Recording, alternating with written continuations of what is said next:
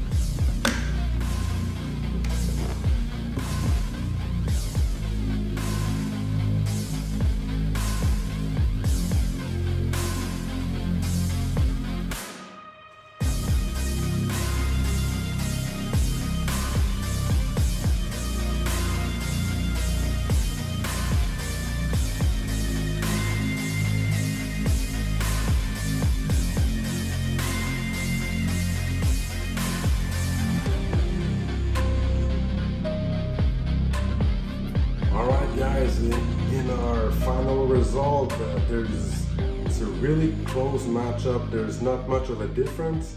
I think Adams did a touch better than Retyre. It's got a better price. They're both ready to use. CARPRO has a better packaging. It's a better branding in my opinion. So don't beat yourself too much with tires. You're never gonna get them perfect, especially if you've got a lot of grooves, a lot of little lines in there.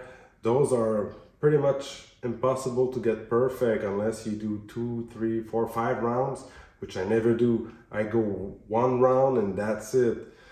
So don't be too hard on yourself. Pick a cleaner and move on with your life, I guess. So this challenge is this competition is pretty much just for fun. So take it for what it's worth. If you like what you've seen, give it a thumbs up. In the next video, we're gonna do the same thing. We're gonna do acid versus high pH when it comes to straight up wheel cleaning power. So you will want to subscribe. And on that note,